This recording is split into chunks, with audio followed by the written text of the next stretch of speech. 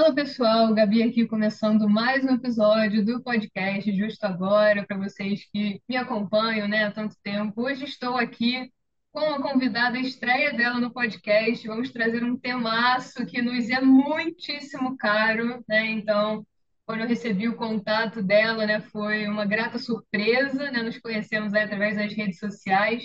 Felizmente, hoje em dia temos essa possibilidade, né, de fazer esses contatos. Então, estou aqui com Márcia Cutre, doutora Márcia Cutre, mas aqui, né, para o podcast, né, descontraído, né, só a Márcia, né? Então, estou aqui com a Márcia hoje, né? Não vou antecipar o tema, não vou falar ainda do tema, mas queria agradecê-la pela parceria, né? Seja muito bem-vinda aí à família Justo Agora, né? Que seja o primeiro apenas de muitos episódios, né? Então, queria te dar as boas-vindas, né? Dar um oi aí para o pessoal. Olha, eu agradeço muito o convite, Gabi.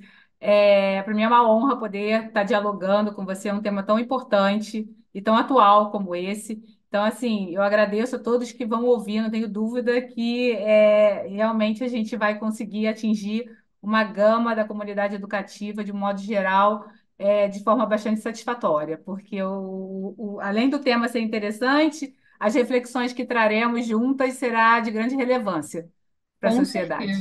Com certeza, né? E eu bato nessa tecla aqui, né, Márcio? O pessoal que escuta já sabe, é direito e sociedade, direito e sociedade.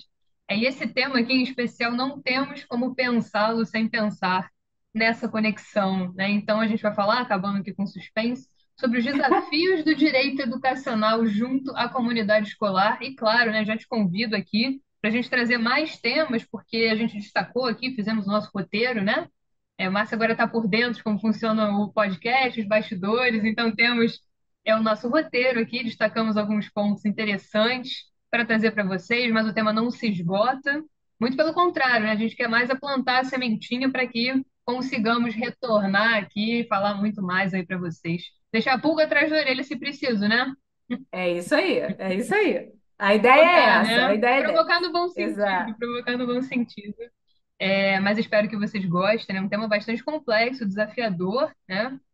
E a Márcia, claro, é super qualificada para falar do assunto, né? Então vou trazer aqui o currículo dela, a estreia dela no podcast. Depois a gente vai deixar, né, o seu perfil, seu arroba, redes sociais, para fazer divulgação, o pessoal te conhecer, conhecer seu trabalho. E se vocês estiverem chegando aqui por causa da Márcia também, né? Sejam bem-vindos ao Justo Agora, não deixem de seguir aí, arroba Justo Agora Podcast no Instagram, para vocês acompanharem tudo. Mas, né, antes da gente mergulhando no episódio, vou apresentar a Márcia, né? A doutora Márcia Cutre. Ela é advogada, pedagoga, mestre em ciências pedagógicas e doutora em educação. Então, definitivamente, né, em termos aí de preparação, uma pessoa super preparada para trazer esse tema aqui para o podcast, né? Então vai ser ótimo bater esse papo aqui com ela. E como eu falei, você já sabe, pessoal do podcast, né, vai ter o post aí com todas as informações para quem se interessar, para quem quiser saber mais. Mas aí, né? Já falei do tema, né? Já falei demais. Tem um podcast, então o pessoal já sabe que eu falo pra caramba, né? Adoro falar. Mas vamos começar, né? A relevância desse tema. A primeira impressão que eu tive, né, quando você trouxe esse tema para mim, quando a gente conversou, né, tivemos nosso primeiro contato, nossa primeira reunião, é impossível não pensar nos impactos sociais, né, desse tema, porque falar em educação já é um desafio. E misturar com o direito e os impactos sociais, quer dizer, são várias ramificações que a gente tem aqui num primeiro momento, antes da gente entrar mesmo na questão da legislação, em alguns outros pontos específicos, né? Eu queria te ouvir em relação a isso. O que que você destacaria para o ouvinte, que como absolutamente relevante sobre o tema, para que a gente já comece a analisar as questões aqui? Quando a gente traz o assunto atual, mas que não é tão atual assim, né, dentro da lógica educacional, é uma complexidade de sentimentos que chega a ser, não tem como não reverberar em sentimentos, né? E como é que isso funciona? Quando a gente trabalhava e não tem e é incrível como o nexo temporal disso é muito pouco. A gente avança a passos muito pequenos, mas ao mesmo tempo, quando a gente vê como era na década de 90 até há 20 anos atrás, quando a gente entrava no século XXI, quando a gente olha e observa como a gama de atitudes, como a gama de conhecimento se modifica, isso é extremamente gratificante. E hoje em dia a gente vê a comunidade escolar muito mais ativa, um reflexo que não existia lá quando eu, no auge do meu ensino médio, no auge da minha infância, da minha educação básica toda, talvez não tivesse.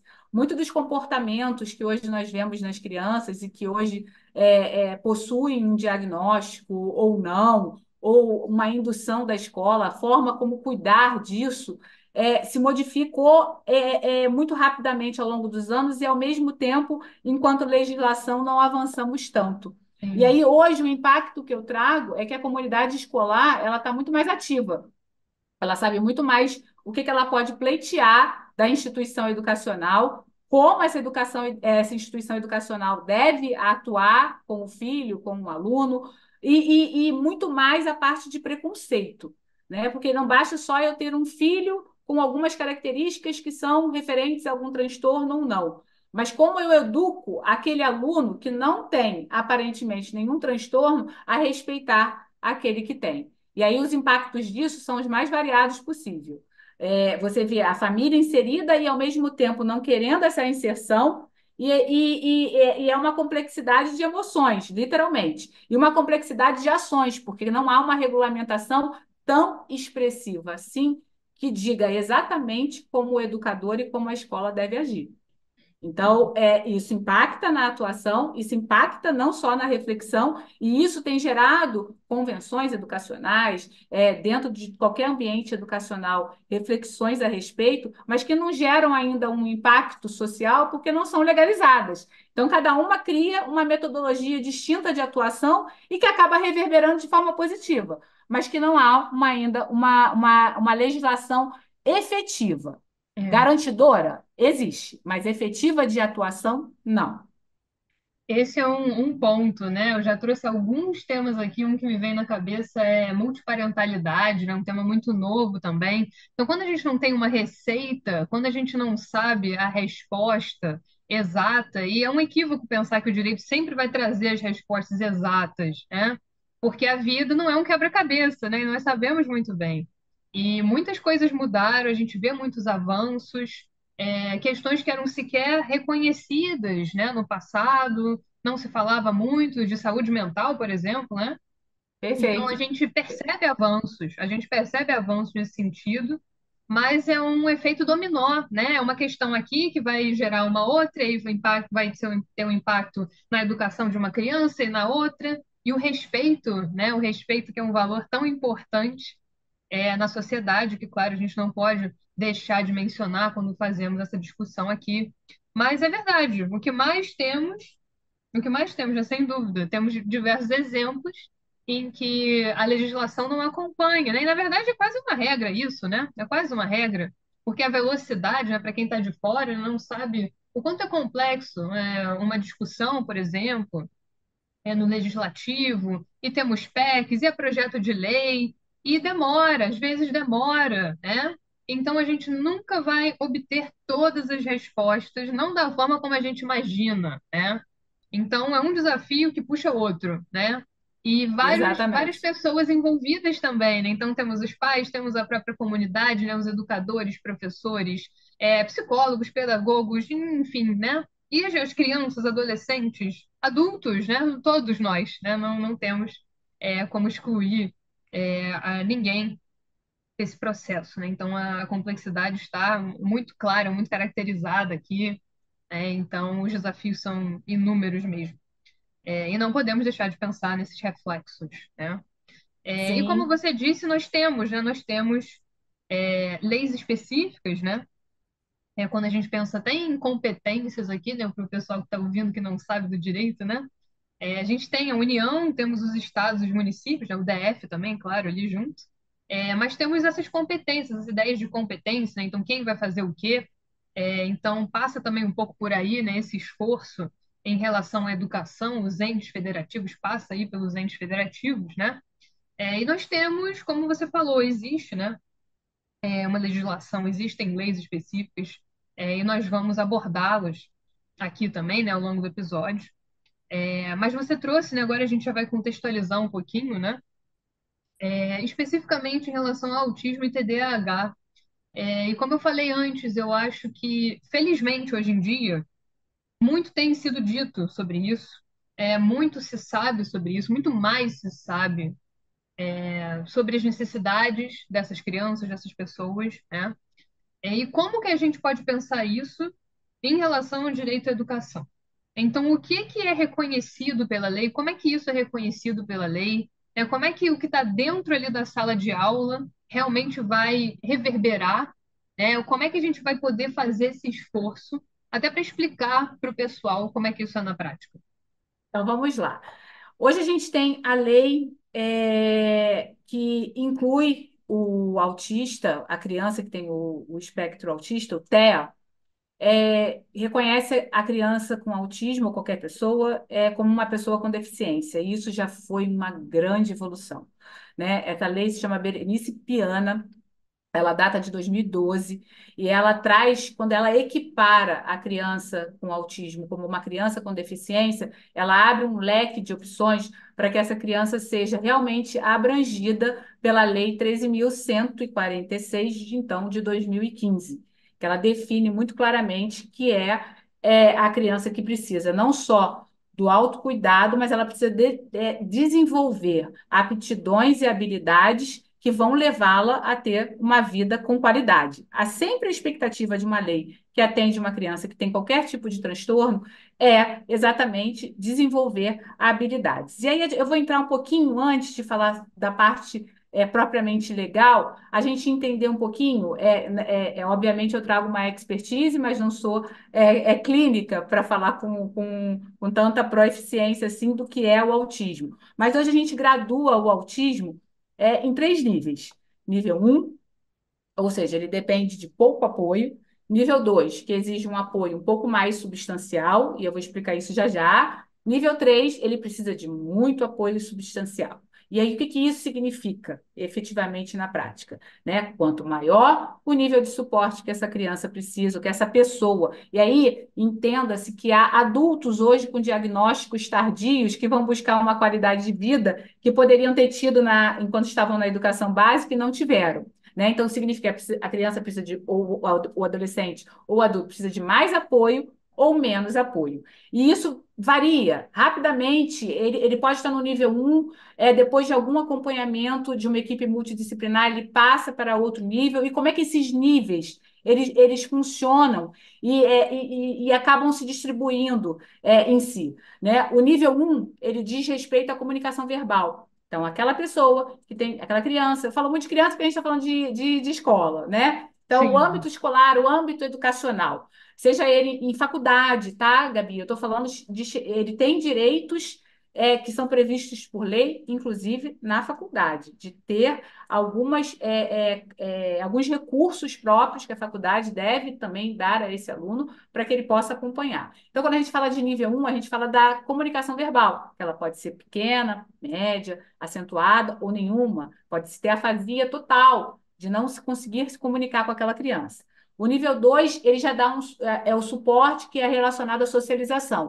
Como é que aquele aluno se socializa dentro de uma comunidade? Como é que ele se vê inserido dentro de uma escola? Como é que essa escola age para que ele também possa ser inserido? E nas pequenas atividades da vida diária, seja pegar um copo com água, seja comer, seja como é que ele se senta ao lado de alguém na sala de aula ou não. E o nível 3 que é o suporte que diz respeito ao comportamento. Então, tem o aluno que ele vai gritar, ele não tem a possibilidade de se comportar, ele é um pouco mais agressivo ou não. São as alterações sensoriais que a gente denomina, então, como muitos apresentam uma própria rigidez, né? Física e cognitiva de aprendizado mesmo. E aí, como é que isso pode ser distribuído dentro de um ambiente escolar e como é que isso está relacionado ao TDAH propriamente dito? Porque o TDAH é a principal característica da criança, adulta, adolescente que apresenta o autismo. Para você ter uma noção, 81% das crianças diagnosticadas com autismo têm TDAH, e seja o déficit de atenção somente, ou seja até a hiperatividade.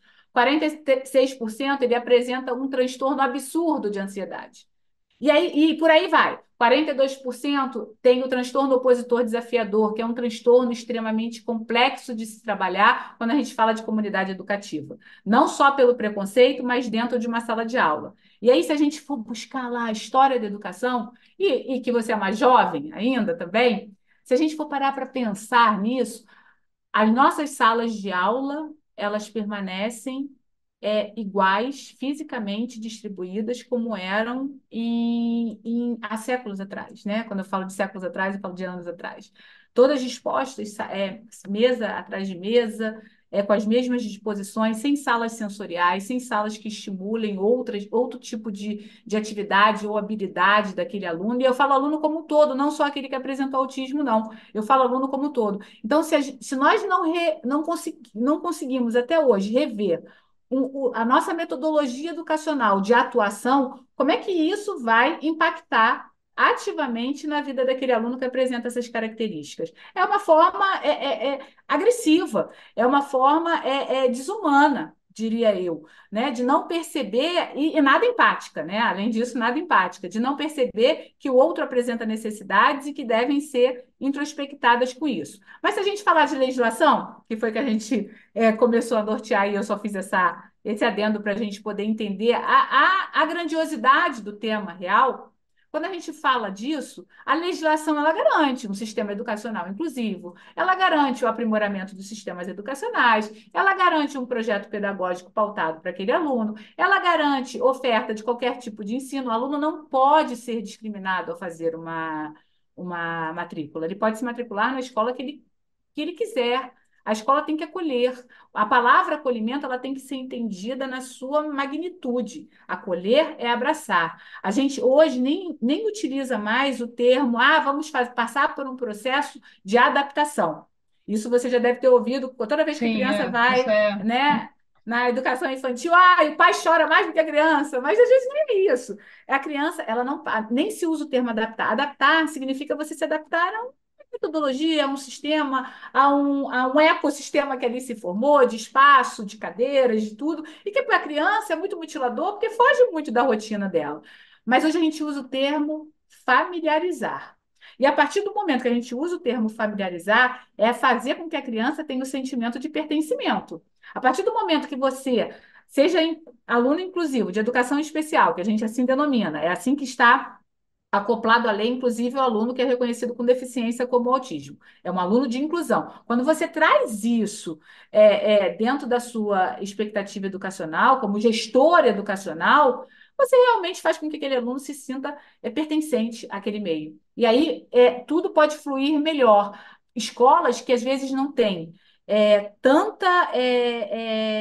tanto investimento financeiro em espaços, em tudo que eu digo, né? Até em matéria de profissionais, elas acabam por si só sendo muito mais acolhedoras do que propriamente escolas que têm uma infinitude de alunos. Até porque os alunos eles têm que passar por um período em que o contexto menor ele faz com que ele se sinta mais acolhido, para que ele possa, então, ir crescendo gradativamente. Então, todas essas preocupações têm que passar não só pelo gestor escolar, mas para o professor. E aí eu já vou para outro assunto. E desculpa estar atropelando tudo, tá, Gabi?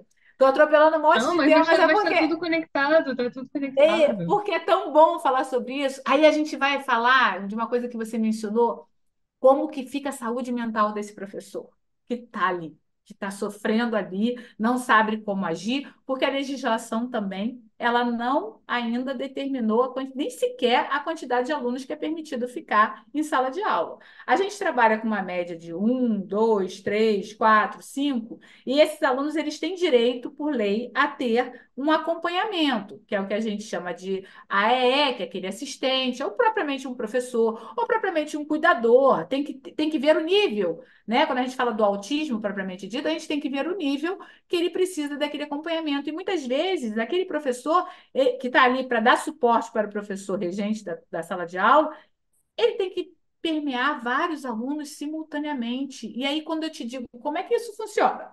Não funciona, porque nunca vai efetivamente dar o resultado que a gente quer. A criança passa aí para a escola para cumprir uma matriz curricular que é exigida por lei, não é adaptável e tem que ser. E o professor ele vai redesenhando e assim desculpa até usar esse termo, mas a gente está num podcast tão agradável e tão acolhedor, e eu posso dizer isso com clareza, que ele acaba fingindo que dá aula e se usa muito essa expressão nas escolas, até porque no meu âmbito de pesquisa era muito utilizado.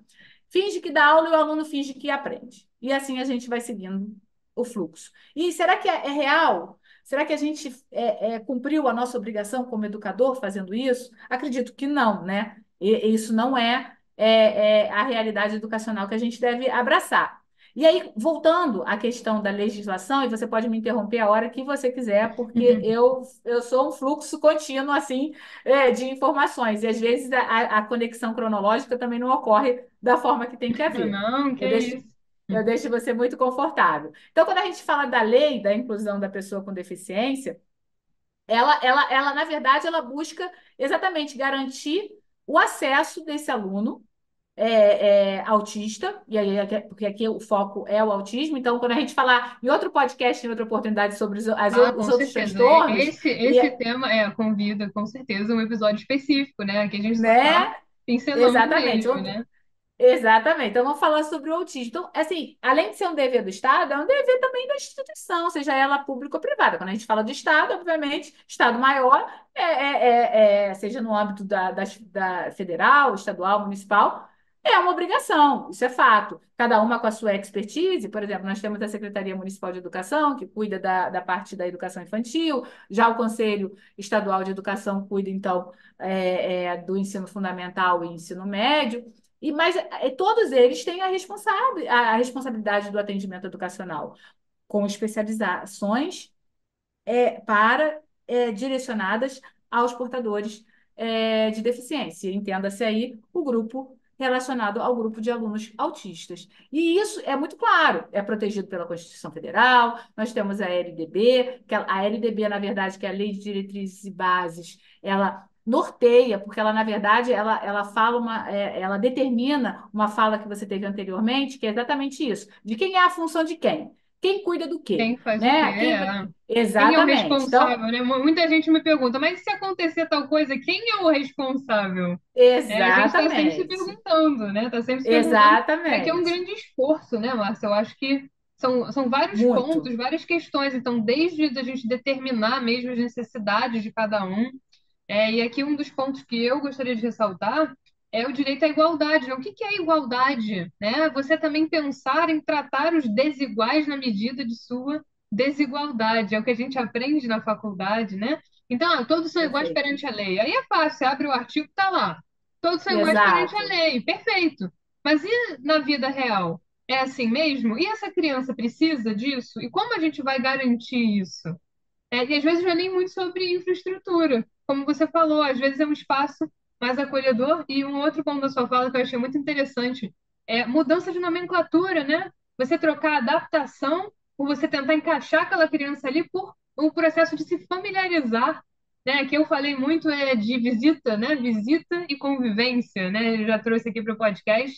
Né? Parar de falar de visitação, né? Filho não é visita, né? É convivência. E Exato. aqui é a mesma Exato. coisa, aqui é a mesma coisa. Então, para que a criança se sinta ambientada, familiarizada, acolhida. Só que é muito difícil, né? É muito difícil, é um grande esforço, uma grande preparação que passa por vários agentes, né? Então, temos os professores, tem a pessoa que está ali do lado do professor e, de repente, ajuda, auxilia a própria comunidade escolar e o Estado. Se você, ouvinte aí, que não é da área especificamente, né? Você abre a Constituição, você vai ver, né, de educação, direitos de todos, né? Dever do Estado. Dever do Estado. Mas só do Estado, né? Não, né? Temos aí várias pessoas envolvidas, né? Então, são muitas questões, muitas questões. A questão legislativa, o aspecto legislativo é só um braço, né? De tudo isso que você falou, né? Na verdade. Exato, exato. Ela é um braço, por vezes ambíguo, a gente tenta reestruturar e compreender os artigos, porque você falou muito bem. Quando a gente fala de igualdade, a gente esquece que a igualdade educacional ela tem que permear a palavra equidade, né? Então, a gente tem que dar condições, tem que traçar um objetivo comum, eu entendo, mas a gente tem que dar condições para que eles possam alcançar aquele objetivo comum, e essas condições nem sempre são as mesmas, né? Se eu vou precisar de mais ajuda financeira para que eu atinja um objetivo, e seja ele educacional, que foi traçado pelo Plano Nacional de Educação, aquele estado, aquele município, vai precisar de mais verba para conseguir. O que ele precisa? Ah, montar uma sala sensorial para os alunos com autismo. Então, aquela escola não tem. Então, a gente tem que investir mais nela. E isso eu estou falando do âmbito público, mas serve para o privado também. Porque Sim, muitas escolas, elas não enxergam, Gabi, até hoje, a capacitação do docente e todo o processo que engloba isso como investimento. Isso é claro, isso é nítido para a comunidade educativa. Elas entendem isso como um custo. Quando isso é passado o custo para o investimento, a escola vai conseguir crescer muito mais, vai conseguir atender com muito mais qualidade, e o reflexo disso em resultados para aquele aluno será muito mais proeficiente, não só para a escola. E vai reverberar. Não estou falando que uma escola é inclusiva, então é aquela que tem mais poder de mercado, porque todo mundo só pensa na parte lucrativa do que a escola pode dar quando a gente fala em escola privada. E efetivamente o gestor escolar muitas vezes não está envolvido com isso. Ele só quer o lucro mesmo, porque os mantenedores são distintos daquele de quem gere. Né? O diretor escolhido para ser diretor pedagógico de alguma instituição, ele tem uma luta, e uma luta clara. Em todos os meus processos de pesquisa, quando eu estava fazendo o mestrado, nem foi no doutorado, foi uma mutilação para que eu entrevistasse diretores da parte pedagógica, porque muitos nem queriam falar, porque os mantenedores são aqueles que sustentam, né? Então, eles só visam claramente, nitidamente, o lucro que aquela empresa, escola, pode dar a eles. E um aluno de inclusão, ele requer cuidados e uma atenção que requer um gasto, que não entendo como impactante, mas para ele porque deixou de lucrar em determinado momento. Ou então, eu já tive questões com diretores de escolares, e isso eu trago muito claramente para ti, que o mantenedor gostaria de aumentar a mensalidade, porque aquele aluno, então, precisaria de mais cuidado. E isso também é totalmente legal. Não pode, a lei é clara, né? Ao mesmo tempo que a lei ainda não é tão rígida no controle, no efetivo auxílio da compreensão do que pode, do que não se pode, do que se deve, do que não se deve, e nós, como educadores, vamos criando, vamos cuidando uns dos outros nesse meio. É muito evidente que o mantenedor, a função do mantenedor, ela tem que ser revista. Ele tem que ter um olhar mais cuidadoso e cauteloso para que ele invista em educação. Mas não é a realidade que a gente vê hoje. Não só no Rio de Janeiro, que é o local que estamos, mas efetivamente no Brasil como um todo. Ver a educação como forma de rentável, de renda, é muito ruim.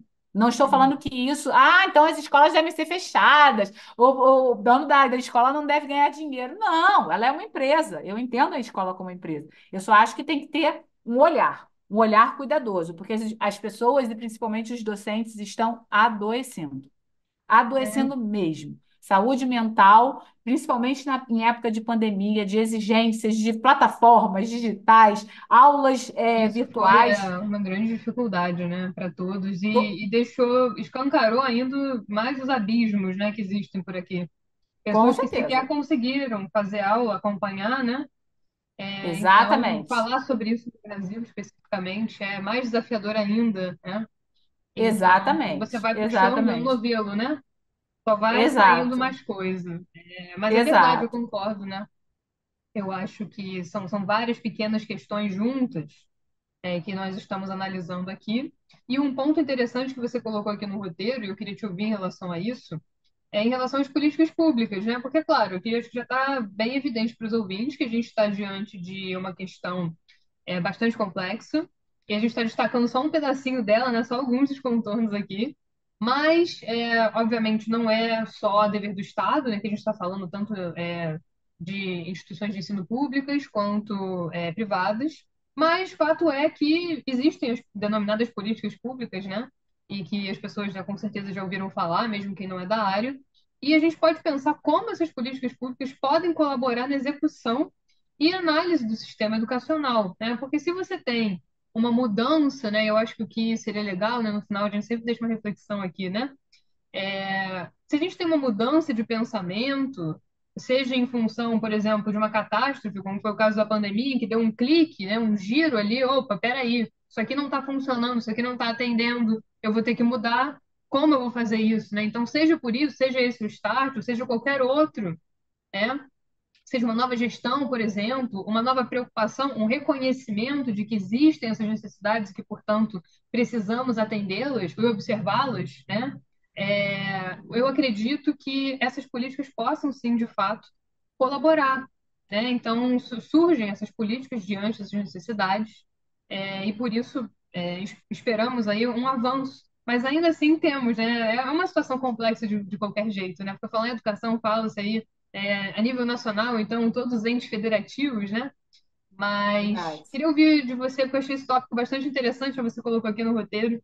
E de Sim, fato, né, eu sim. acredito que seria uma porta aqui para a gente começar a pensar numa mudança, né? A gente já dando aí, né, um spoilerzinho do próximo tópico, são os problemas, os principais problemas. Nós já estamos falando de alguns, mas vamos chegar a Sim, outros também, né? Mas em relação sim. às políticas públicas. Então, quando a gente fala em política pública, a gente não pode deixar de falar um pouquinho da LDB. Até porque a LDB ela previu um fundo para o magistério, ou seja, esse fundo de aporte financeiro, os professores, então, destinados à parte pública, né, que é quando a gente fala de ensino público em âmbito nacional, seja ele em qualquer vertente, federal, estadual, municipal. Quando ele prevê um aporte financeiro para aqueles profissionais que buscam não só colaborar com o projeto político-pedagógico da instituição, que dispõe ali da matriz curricular, quando ele se dispõe a elaborar um regimento interno, quando aquele profissional ele tenta dar a parte financeira para que o professor, então, tenha uma dedicação um pouco maior. Isso houve previsão na LDB. Efetivação houve? Não. E aí vieram as frustrações ocasionadas por isso, né? Hoje, o que eu posso dizer em relação às políticas públicas é que há uma movimentação, sim, dentro da comunidade escolar, não só de docentes. Há muita intervenção junto ao Conselho Estadual de Educação, junto ao próprio Ministério da Educação, quando a gente fala em âmbito federal, e junto à própria Secretaria Municipal de Educação, por tratar-se principalmente de educação infantil. A Secretaria Municipal de Educação hoje há uma verba propriamente, como ela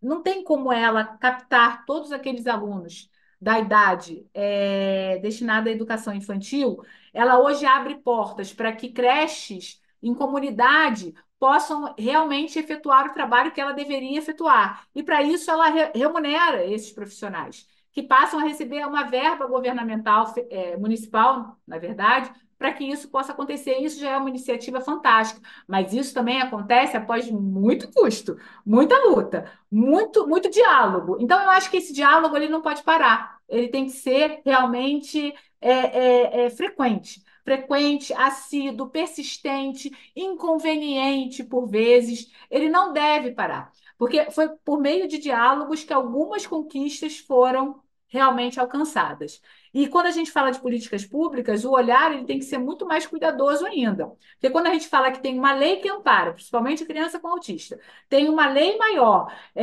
que ampara a educação como um todo, que é o Plano Nacional de Educação, que a gente ainda vai falar um pouquinho sobre ele. E tem uma base nacional comum curricular, que visa essa equidade toda educacional, a gente fala que as políticas públicas elas estão ali atuantes, mas até que ponto, né? Até que ponto sem intervenção? Não. A comunidade escolar ela sempre tem que bater na porta, falar assim, olha só, eu acho que tem, como eu cheguei a atuar na comunidade Santa Marta, com muito apreço, com muito carinho, tenho um carinho muito grande por aquela comunidade.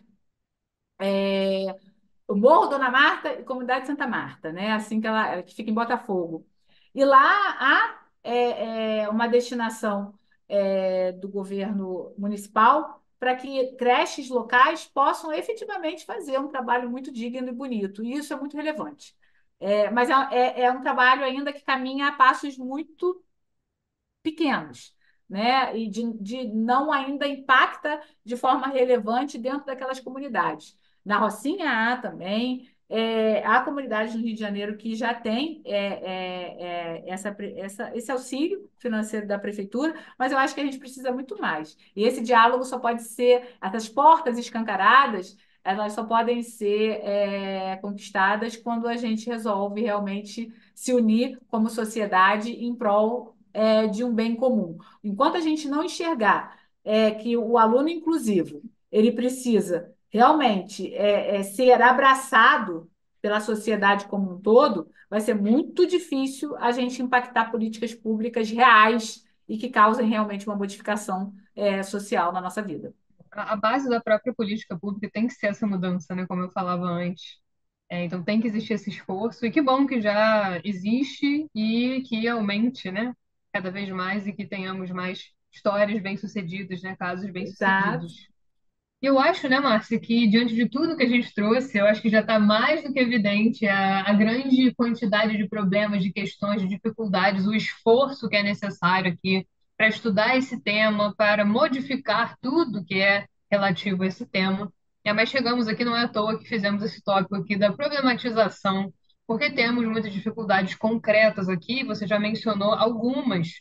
Mas eu queria te ouvir especificamente em relação a um ponto que você colocou aqui, que eu acho que talvez não seja do conhecimento das pessoas, mas do PEI, né? O plano educacional individualizado, né? Então, eu acho que isso tem total relação com o que você falou antes, com as necessidades de cada criança, né? Então, uma criança, de repente, com um pouquinho mais de apoio, já tem mais independência, já consegue ali se familiarizar, como você usou também a palavra, né? Enquanto outra criança, para outra criança, de repente, não vai funcionar. Eu queria te ouvir especificamente em relação a isso, porque, claro, né? O fundo aqui, no fundo, a gente tem uma necessidade de que exista uma parceria mesmo entre todos os envolvidos, né? Famílias, escolas, o Estado.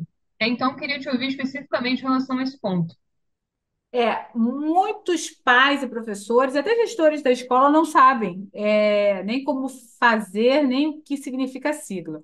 Né? O plano educacional individualizado, na verdade, quando a criança chega na escola, por vezes ela não vem com diagnóstico ainda, né, clínico de nenhum médico, e a primeira característica do autismo, a primeira característica de qualquer transtorno ou disfunção, ela é muito vista pelo professor que está na sala de aula.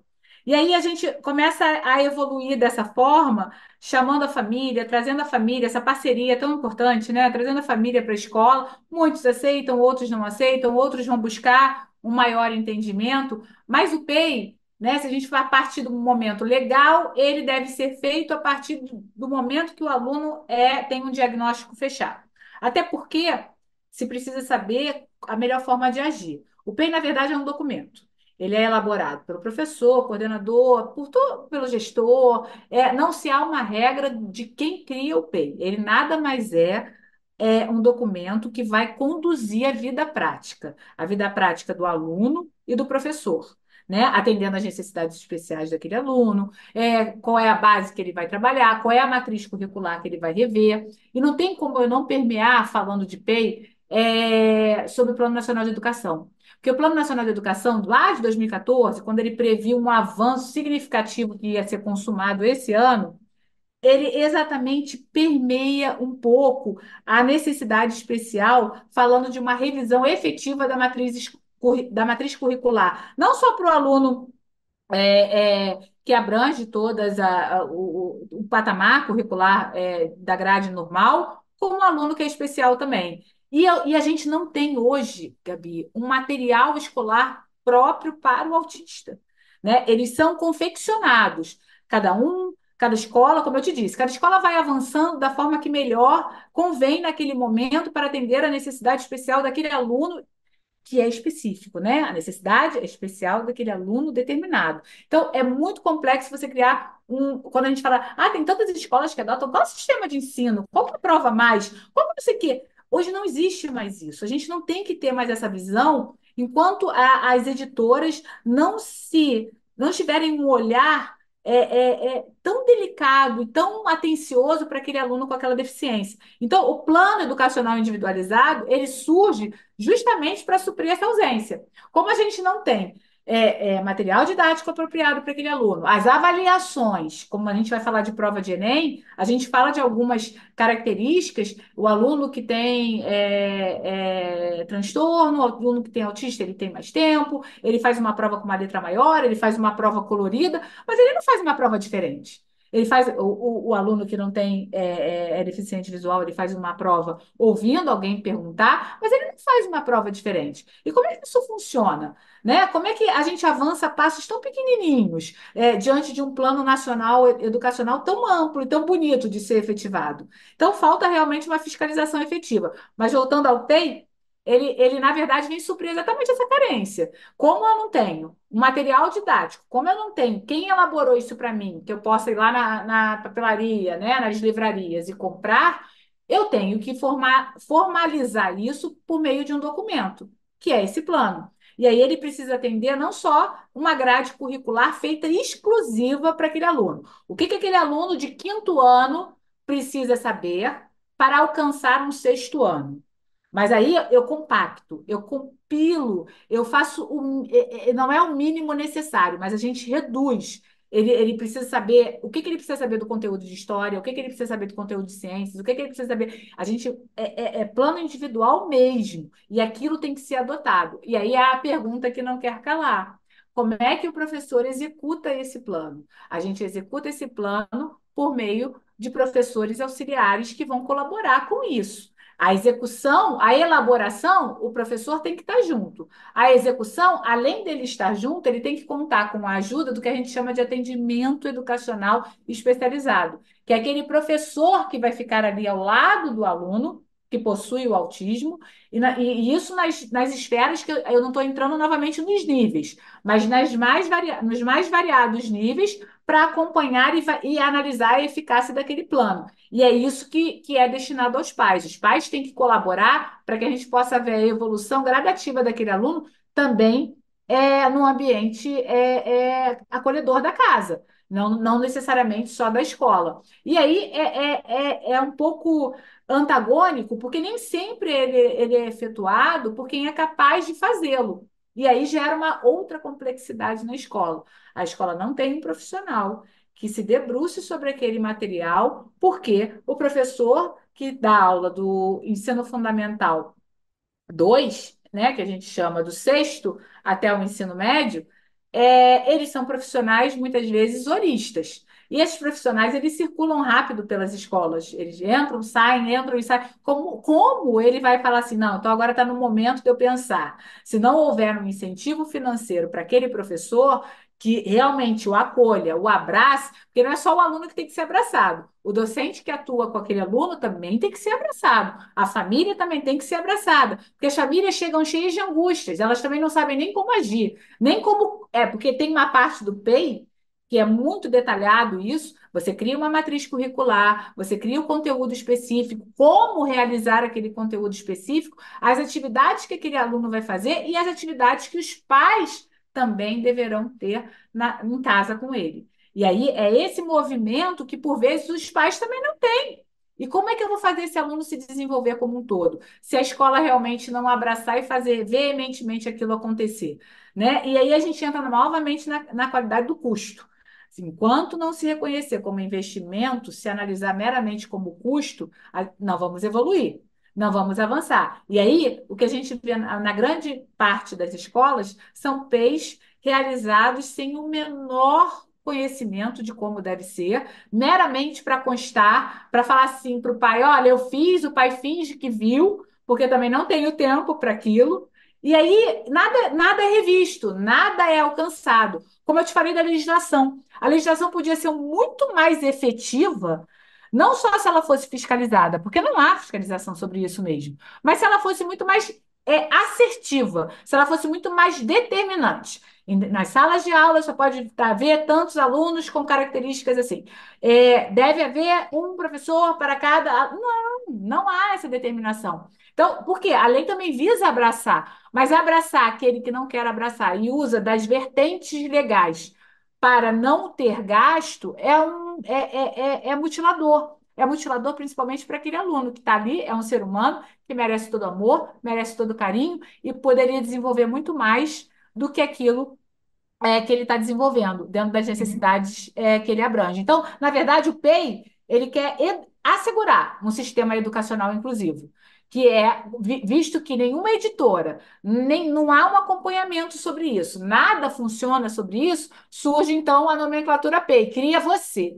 A escola cria você, a escola. Quem vai criar? Também não há uma determinação de quem vai criar. Todos os envolvidos no processo educacional devem criar juntos. E aí eu te pergunto, como é que isso acontece? Não acontece. E aí sempre Mais é um professor. dificuldades. Exatamente, sempre é um professor que fica mais insatisfeito, porque, como eles dizem, né, sobrou para mim.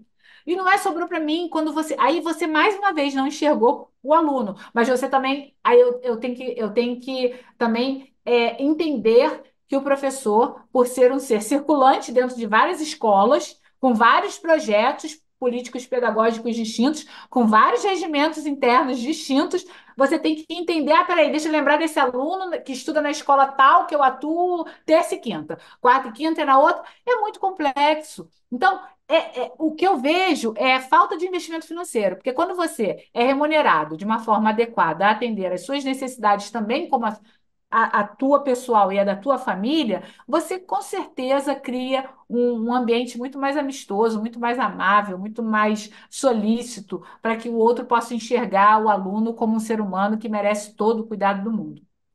Aqui a gente tem um exemplo claríssimo do que a gente discutiu antes, né? Se a gente não tem a lei para dizer, para determinar aquilo, a gente cria, né? A gente tem que adaptar, a gente tem Exato. que ser criativo mesmo, né? E isso acontece com bastante frequência. Então, aqui, a ideia, como você falou, acima de tudo, assegurar que essas pessoas terão acesso à educação, direito à educação, que é assegurado pela Constituição, que a gente está falando aqui o episódio todo, né? Que depende aí de tantos atores, agentes, né? Para que ele seja concretizado, especialmente quando temos aqui questões que complicam, né? Então, necessidade de uma infraestrutura específica e de uma mudança, né, de pensamento, eu acho.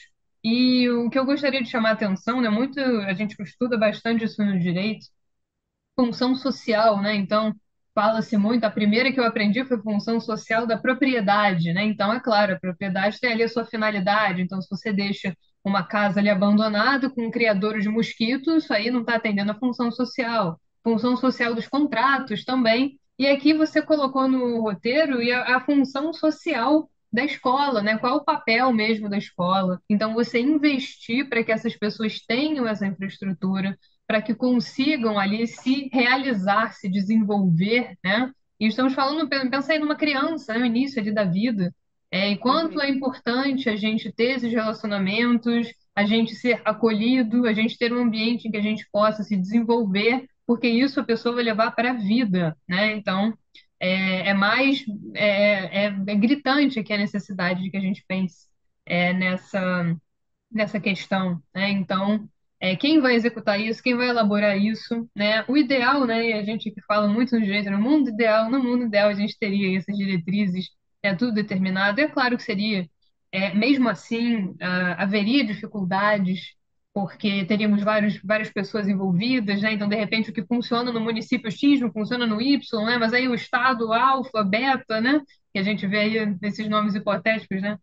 Em provas e tudo, quer dizer, hipoteticamente, não teriam condições de fazer daquele jeito e não funcionou naquele lugar, né? Então, ainda assim, temos problemas, mas acho que passa muito por aí a função social da escola, da educação em si, né? A escola aqui, no caso, ela está só concretizando a educação. Qual é a função social da educação, né? Como é que ela vai atingir a sua finalidade? Como é que eu vou garantir isso para aquelas pessoas que estão naquele local e que tem aquela necessidade. Então, como eu vou tratar desigualmente, né, os desiguais?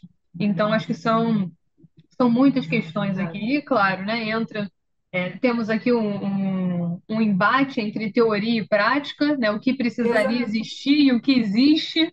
Isso também é regra no direito, é quase regra, né? Então, você lê a Constituição, é uma maravilha. Você sai abismado, né? Direitos fundamentais, vários.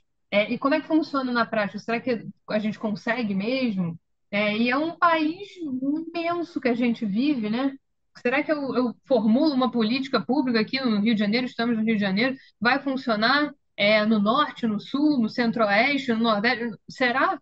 Em outros estados, em outro município, né? Exato. Quer dizer, muitas dificuldades, né? Mas acho que fica aqui a esperança também, né? A semente, saber que já existem políticas públicas nesse sentido, como você já mencionou, saber que já existe essa preocupação, que já existe um reconhecimento em relação ao autismo, TDAH, saúde mental, então essas questões já foram trazidas ao debate, as pessoas já estão mais conscientes, é claro que isso é um esforço contínuo e nunca vai parar, né? Mas acho que fica aí uma palavra que eu destaquei aqui no roteiro, empatia, né? Vamos ter empatia, eu acho que é uma palavra muito necessária hoje em dia, especialmente quando a gente pensa no outro, né? Olha para o lado, né? Olha para o outro. E eu acho que não vai ser possível construir realmente nada se a gente não tiver esse tipo de preocupação. E vou além, né? Na minha opinião, eu acho que uma mudança de comportamento é a única maneira que a gente teria de repensar mesmo e a partir daí construir, reconstruir, reformular, né? Se preciso. Mas fica aí, o PEI é um exemplo, né? Do que a gente tinha falado antes, né? Exato, Você não exato. tem, você precisa adaptar. E como você vai Ex- fazer? Né? Exatamente, exatamente. Quem você vai mobilizar? Quem vai ser o responsável, né? De novo a pergunta, quem vai ser o responsável, né? Exatamente. E aí a função do gestor escolar faz toda a diferença, né? Quando a gente fala em Sim, fiscalização, do próprio gestor interno mesmo, quando ele deixa de ter o caráter punitivo, se você não fizer, enfim, quando ele deixa de ter o caráter punitivo e muito mais de capacitação daquele profissional, é muito mais prazeroso, né? O professor se sente muito mais valorizado dentro daquele contexto que ele está, e o aluno se sente muito mais pertencente, né? A gente falou de familiarização. E é muito disso, principalmente o aluno que tem autismo e apresenta qualquer tipo de disfunção ou transtorno, o acolhimento, ele é a principal arma que qualquer instituição tem. O aluno que se sente bem, quando ele entra num ambiente escolar e dali faz sua morada, né? Quando dizem que a primeira a escola é a segunda casa, a primeira tem que ser em casa, tem muitos é, memes disso até na internet, né? É claro que determinados valores, determinadas situações, óbvio que valores de casa, valores de criação, isso a gente vem dos nossos pais. Mas a gente tem que partir do princípio daquele pai e daquela mãe que muitas vezes se torna ausente por uma necessidade efetiva de gerar receita para que aquele filho possa ter uma escola melhor, algumas coisas que podem nortear ele de forma a favorecer, até porque um aluno autista ele precisa de uma equipe multidisciplinar. E quem arca com isso? Nós temos políticas públicas para isso. No Rio de Janeiro até temos, mas isso não se resvala para o resto do país. Então, a gente precisa repensar, e você falou muito bem, em cada local, né? Qual é a necessidade o que efetiva para se funciona, o atender que a que é um viável, objetivo? né? Aí Exatamente. entra até uma reserva do possível, né? Em termos de Ex- reservas orçamentárias, né? O que que eu posso colocar em cada lugar, né? Exatamente, e aí é uma reflexão. Só que aí pensar em educação, às vezes, é tida sempre como um custo, né? Não só no âmbito da educação privada, como da pública também. E quando a gente mudar realmente esse comportamento, e aí esse comportamento vale para todos, porque até aquele aluno que muitas vezes não apresenta nenhuma característica, pode até vir a apresentar, ele tem o preconceito com aquele que tem. Que fulaninho é chato porque é repetitivo. Porque há características no autismo que ele tem necessidade de repetição e o professor acaba repetindo. Então, dentro de casa, se soubermos trabalhar também a ausência desse preconceito e tratar o outro com empatia, né, que é o que você faria dentro daquela condição que o outro também apresenta, de cultural, social, enfim. Isso tudo é um exercício. E são exercícios diários, né, Gabi? Exercícios diários E que que não nós terminam. adultos fazemos, não terminam nunca, que fazem parte da nossa existência. E Sim, quando nós introspectamos que fazem parte da nossa existência, ele não se torna cansativo. E aí se torna muito mais eficaz dentro de um contexto, quando a gente fala de sociedade tão desumana, tão injusta que a gente tem dentro desse conceito de educação. é. Eu acho o tema incrível, né? Eu agradeço mais uma vez pela parceria, né? Pelo seu contato. A gente já está se encaminhando aqui mais para o final. Vamos fazer algumas considerações, né? Deixar uma mensagem aqui. Mas que fique, né? Que fique essa inquietação, que fique esse pensamento de mudar, que fique empatia, né? O respeito e o grande esforço, né? Eu acho que nenhuma mudança acontece do dia para a noite, é sempre com muito esforço, com muita dedicação, com perseverança, né? Porque não vai ser nada tão simples. Existem obstáculos, a gente já citou alguns obstáculos, né? A questão financeira, a questão da inclusão, né? E várias outras também. Então, Exatamente. queria desde já, né, agradecê-la mais uma vez, convidar para que você retorne, né? Mas aqui é um espaço mais para a gente deixar uma mensagem aqui para o pessoal, né? Claro, a gente vai deixar o seu perfil, né? Como eu falei lá atrás, temos recomendações também aqui, bibliográficas, né? Para o pessoal que curte o livro. Uma mais teórica, outra, né? Mais aí literatura. Que Sim, aliás foi sim. enredo aí de escola de samba, né? Vou deixar você falar mais um pouquinho. Mas Foi, muito foi. obrigada, né? E esse espaço final é seu. Eu agradeço muito o convite, já me coloco à disposição para a gente prosseguir com vários temas Com certeza. que abrangem o âmbito da educação, porque é vasto, é relevante e é muito importante trazer a reflexão, porque eu acho que quanto mais nós falarmos sobre isso, em algum momento sementes vamos plantar, né? Sim, claro. Muitos frutos virão a partir desse. Eu só vou falar sobre 7 direitos do autista na escola, só para que fique bem claro, porque a gente falou de forma mais textual, e só para que quem nos escuta saber claramente desses direitos, tá? Os direitos mais claros do autista da criança, adolescente, a gente está falando no âmbito escolar, então é criança e adolescente. Ele tem direito à matrícula em qualquer rede regular de ensino, seja pública ou privada. Ele tem direito a um acompanhante especializado, inclusive no ensino médio, o que muita gente não sabe, tá? E faculdade. Pensem nisso, faculdade também tem direito ao plano educacional individualizado, visto essa carência de material pedagógico, didático adequado, a ter um acompanhamento terapêutico, e isso é gratuito dentro de qualquer instituição educacional, atividades e avaliações adaptadas, isso é importante, saber que toda avaliação tem que ser adaptada, toda atividade para o aluno autista ele tem que ser adaptada, incluindo a faculdade, que muita gente esquece. Ela reconhece só esses direitos na educação básica, mas não é. O acesso a jogos, à prática esportiva, a tudo. Quando a gente fala assim, gincanas escolares, o aluno autista ele tem que ser inserido dentro desse contexto, até para que os níveis dele possam ser reavaliados e redirecionados a todo tempo. E, por fim, claro, não pode se haver cobrança adicional porque o aluno é autista. E Muito isso é importante de esse extrema ponto. valia. De extrema valia, porque muita gente avalia dessa forma. E aí eu vou deixar só como a leitura é muito clara e efetiva de quem contribuiu para a educação. Eu não posso deixar de mencionar o grande educador Paulo Freire, que faz parte da educação brasileira, em todos os seus livros que contribuíram de uma forma não só social, né? Ele traz todo um despertar político, todo um despertar de saber, todo um despertar dessas relações humanas que são construídas em todos os seus livros. E aí eu deixo aqui a Pedagogia do Oprimido, que é um xodó de cabeceira que eu carrego, Pedagogia da Autonomia e Pedagogia da Esperança, né? O próprio nome já diz que a esperança ela tem que acompanhar todo o processo educacional de toda a comunidade educativa, principalmente do educador. E como um livro de cabeceira atual que eu também estou lendo, Um Defeito de Cor, da Ana Maria Gonçalves, que foi assim para mim um despertar muito, muito gratificante quando a vi desfilando pela escola, pela Portela, aqui no Rio de Espetacular mesmo, Janeiro. né?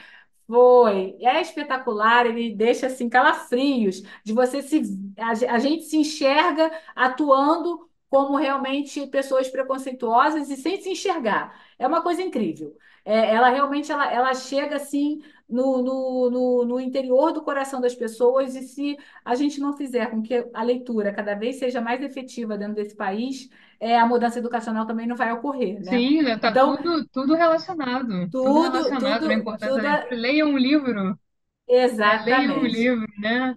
Leiam um livro Exatamente. sempre. Então, é uma super recomendação essa. E aí eu vou deixar só um pensamentozinho que eu carrego para minha vida, que o acreditar na educação como uma prática de liberdade.